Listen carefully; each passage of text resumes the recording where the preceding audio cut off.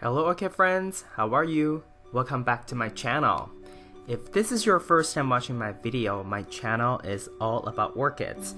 From what orchids I have, how I grow them, my thoughts on certain orchid topics, to what orchids in my collection are blooming, etc.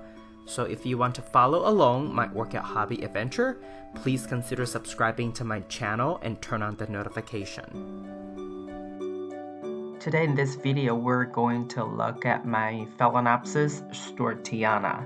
For those of you who are new to this orchid hobby, this is a species orchid, and you do have to get this from an online nursery because I've never seen this orchid being offered at regular garden center.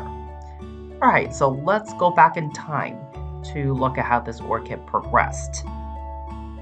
It was toward the end of 2019, very end of it, that I just started to discover its flower spike coming out. And it wasn't until probably end of January 2020 that the flower spike was long enough to be visible. And this orchid was repotted last year and it responded quite well to the repot. So the roots were growing, so I was pretty happy about that.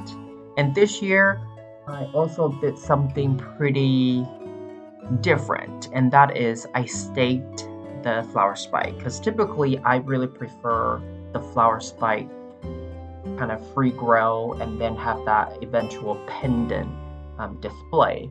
But this year, I decided that I want to stake a lot of my orchids flower spikes to save some space, because a lot of my orchids have pretty good area root system, and because I also have quite a few orchids on the shelves, on the rack, that, you know, having too many flower spikes that are growing sideways and then pendant, it just takes a lot more space, and I don't want to potentially have that blast problem, or just have, when I'm moving around orchids, I just don't want to bump into each other kind of thing. Anyway, so it was not until mid-April that it started to open its first bud. So it took about good, 2.5 months to mature. And unlike other orchids, this orchid actually bloomed out its buds in a relatively short time. In fact, it was like in a 3 days time span. One day it bloomed its first bud, and then the next day it opened another one, and then third day it opened another one. This orchid originally had 4 buds, but the first bud never really quite grew out, and then it just kind of went away. Regardless though, even if I had 4 flowers, it is still not as good as previous years. So a couple of reasons that I think may have caused this underperformance. Number one is probably change of environment, and because my old environment used to have a lot of big light exposure from a north-facing window set, and I say set because it's 3 huge windows side by side, whereas here they're at the south-facing window, but these are regular size windows and they're not side by side. And I have eastern exposure, but eastern and western exposure lights are weaker, but they all come into the same room. But I think not having that almost full ceiling height window does have some impact on the light source and the amount of light that my orchids get. The second reason I'm thinking is because I repotted it. Even though the roots are growing well, it just didn't grow as much as, like for example, the leaf production. You can see the newest leaf, even though it was quite long, but it was slightly on the skinny side. So I think nutrient may have also had something to do with it.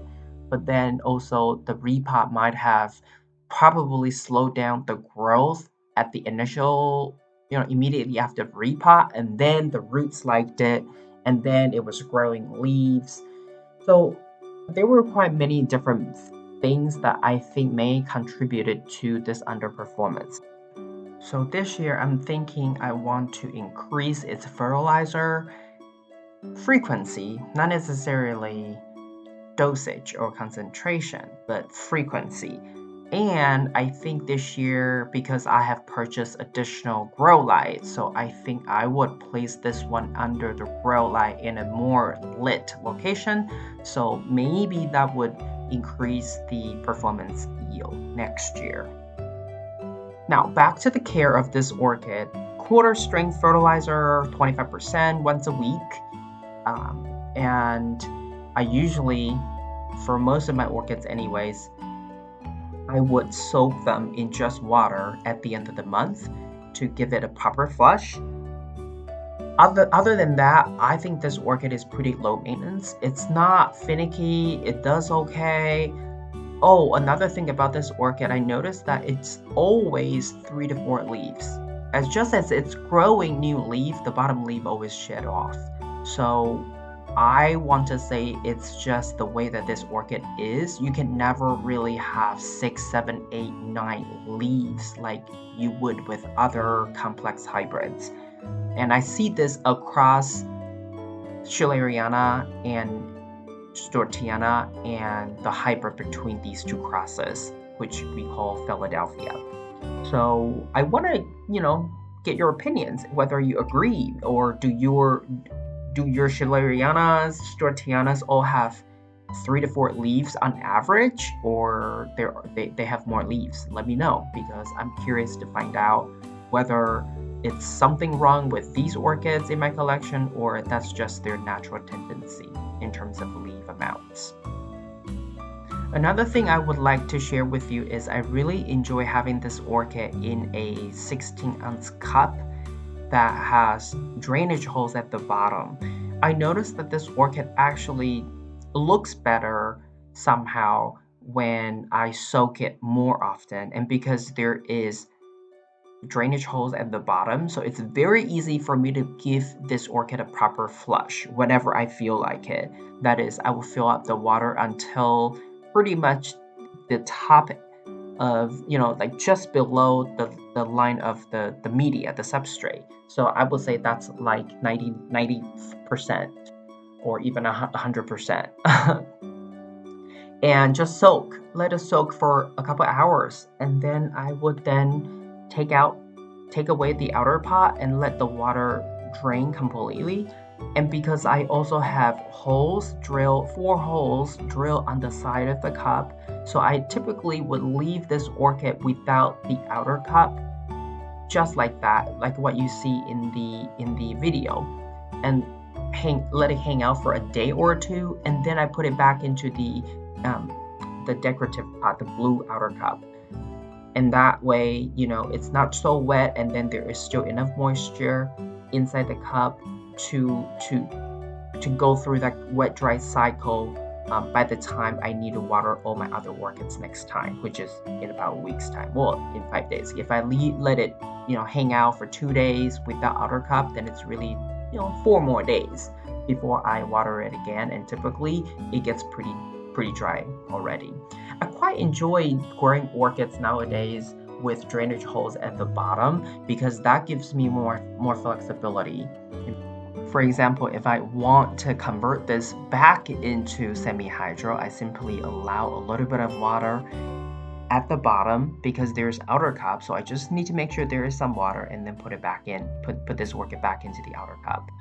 And if I don't, I simply let the water drain out completely and then put this orchid back into the outer cup after 2 days. Overall, I think this is still a very nice orchid to have in any collection. Even though without fragrance, this orchid still offers its interesting foliage as well as interesting look for its flower. So whenever you get a chance, get a Stuartiana and give it a shot for yourself.